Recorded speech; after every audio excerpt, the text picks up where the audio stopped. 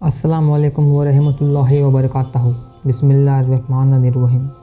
दमिश्क में एक बहुत बड़ी मस्जिद है जो मस्जिद जामे तौबा के नाम से मशहूर है। उसमें एक तालिबे इल्म जो बहुत ज़्यादा गरीब और इज़्ज़त नफ्स में मशहूर था, वो उसी मस्जिद के एक कमरे में रहता था। 2 रोज़ गुज़र चुके थे, उसने कुछ नहीं खाया था और उसके पास खाने के लिए कोई चीज़ नहीं थी और ना ही कोई पैसा उसके पास था।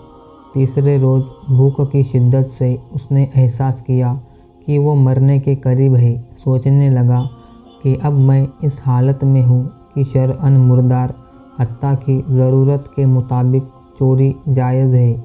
इसी बिना पर चोरी का रास्ता बेहतरीन राह थी। शेख तंतावी कहते हैं, ये सच्चा वाक़या है और मैं उन लोगों को अच्छी तरह से जानता हूँ और इस वाक़ये की तफसील से आगाह हूँ। ये मस्जिद एक कदीम मोहल्ले में वाक़े है और वहाँ तमाम मकानात कदीमी तर्ज पर इस तरह बने हुए हैं कि एक दूसरे की छतें आपस में मिली हुई है और छतों से ही सारे मोहल्ले में जाया जा सकता है। ये जवान मस्जिद की छत पर गया और वहाँ से मोहल्ले के घरों की तरफ चल दिया। पहले घर में पहुँचा तो देखा वहाँ कुछ ख़वातीनें हैं, तो सर झुका के वहाँ से चला गया। बाद वाले घर पहुँचा तो देखा घर खाली है, लेकिन उस घर से खाने की खुशबू आ रही है।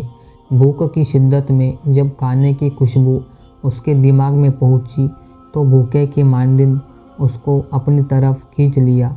ये मकान एक मंजिल था। फ़ौरन बावर्ची खाने में पहुँचा, देगची का ढक्कन उठाया तो उसमें भरे हुए बैंगन का सालन था। एक बैंगन उठाया, भूख की शिद्दत से सालन के गर्म होने की भी परवाह नहीं की।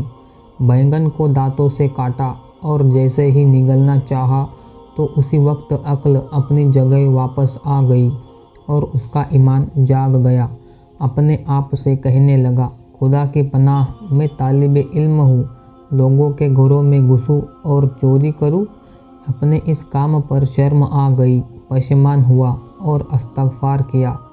फिर बैंगन को वापस देगची में रख दिया और जैसे आया था वैसे ही वापस लौट गया और मस्जिद में दाखिल होकर शेख के हल्का दर्स में हाजिर हुआ।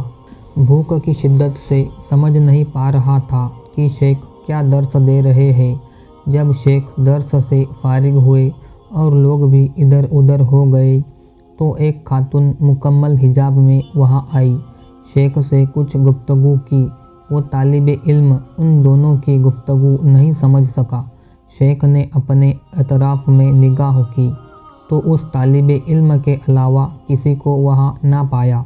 फिर उसको आवाज़ दी और कहा, तुम शादीशुदा हो? जवान ने कहा, नहीं। शेख ने कहा, तुम शादी नहीं करना चाहते? जवान खामोश रह गया।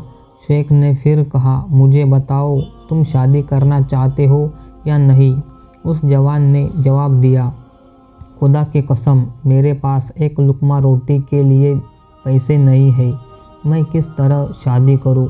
शेख ने कहा, ये खातून आई है, इसने मुझे बताया है कि इसका शौहर वफ़ात पा चुका है और दुनिया में सिवाय एक ज़ईफ़ चचा के कोई अजीज़ रिश्तेदार नहीं है। अपने चचा को ये अपने साथ लेकर आई है और वो इस वक्त इस मस्जिद के एक कोने में बैठा हुआ है और इस खातून को इसके शौहर से घर और माल विरसे में मिला है।